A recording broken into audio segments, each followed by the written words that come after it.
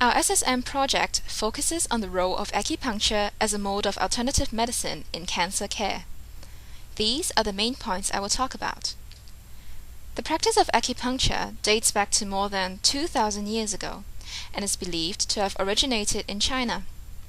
In 1997, the NIH at a consensus conference defined acupuncture as a family of procedures involving the stimulation of anatomic locations on the skin by a variety of techniques, often by penetration of the skin by needles, which are manipulated manually or by electrical stimulation. In practice, the most widely used methods are needles and moxibustion, which is the burning of a special incense. The way acupuncture works is directed by Chinese medicine theories, which is why I will go over the important principles here briefly. Qi and Xue are the vital energies that flow through living things, including our bodies. Yin-yang are two natural opposing forces. They govern the balance in all things in the universe. The 5 elements, Wu Xing, form the building blocks of all matter.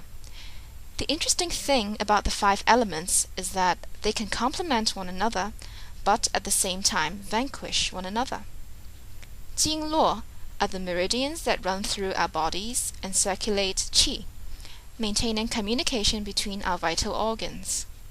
Acupuncture is believed to be a way of enhancing the flow of qi along a meridian. According to Chinese medical belief, man's vital organs are Wu Zhuang and Liu Fu. These 2 sets of organs are paired up, and each pair is closely related to one of the 5 elements, Wu Xing, as seen in this diagram. With these principles in mind, how then are they applied to treating disease? 整体观念，辨证论治. We were told this is the central dogma of Chinese medicine.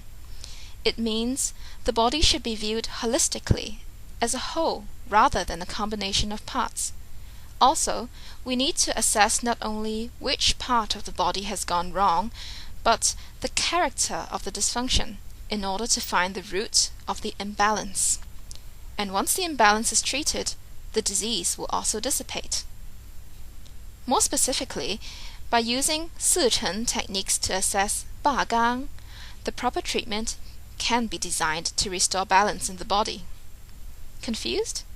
Here's an example of aphthous ulcers, which are ulcers in the mouth.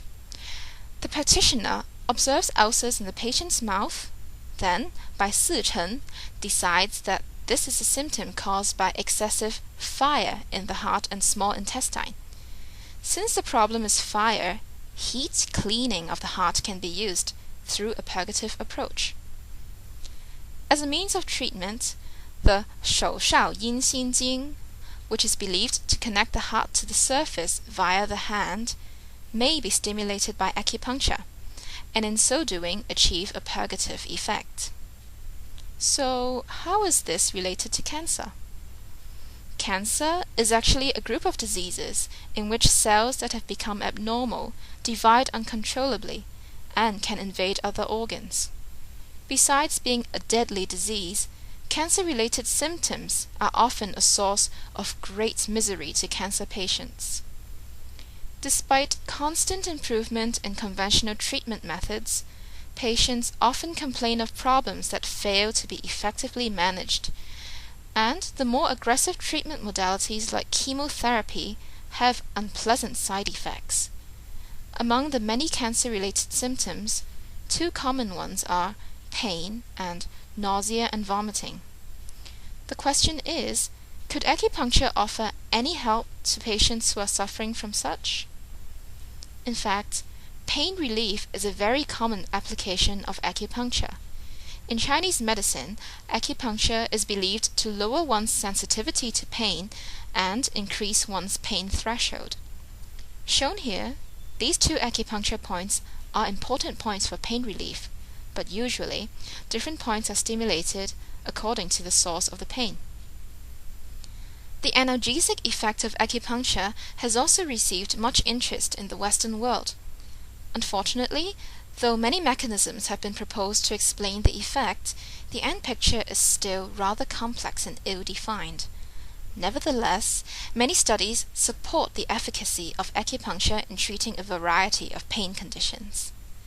For cancer pain, we quote here a high-quality randomized controlled trial which was published in the Journal of Clinical Oncology.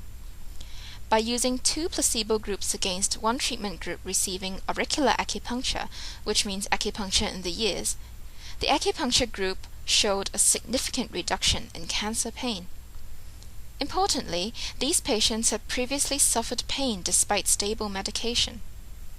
As for nausea and vomiting, in Chinese medicine, acupuncture is said to have the effect of preventing worsening of the condition and stopping nausea, and also to boost gastrointestinal function. Western research also agrees with the efficacy of acupuncture in treating nausea and vomiting, as seen in this statement by the NIH and from this Cochrane systematic review. By pooling 11 different randomized trials into a meta-analysis, this review demonstrated the effectiveness of acupuncture in reducing the severity of both acute vomiting and acute nausea in cancer patients who were already taking antiemetic drugs. Diagrammatically, you can see that the overall relative risk deviated from 1, indicating a significant reduction in nausea and vomiting severity. Hence, focusing on cancer-related pain and nausea and vomiting, we can see that current research supports the use of acupuncture as an effective means to treat these 2 symptoms. With the added benefits of acupuncture being relatively cheap and simple to operate, we believe that with the growing body of scientific evidence, acupuncture will become an important mode of alternative or complementary medicine for cancer. With such, the quality of life of cancer patients can be improved. Thank you for listening. Our special thanks must go to Professor Tony Mok for his patient guidance and generous teaching that has given us much more exposure than we ever imagined.